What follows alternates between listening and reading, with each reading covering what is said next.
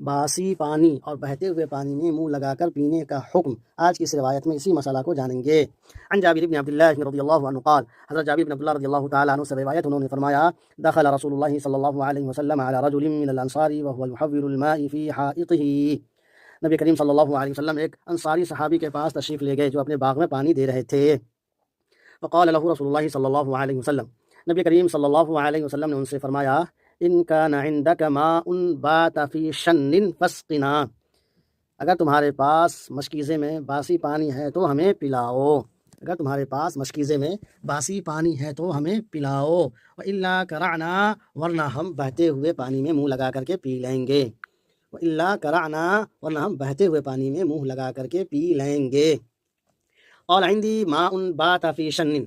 صحابی نے کہا کہ جی ہمارے پاس باسی پانی ہے مشکیزے میں، ہمارے پاس مشکیزے میں باسی پانی موجود ہے۔ فانطلق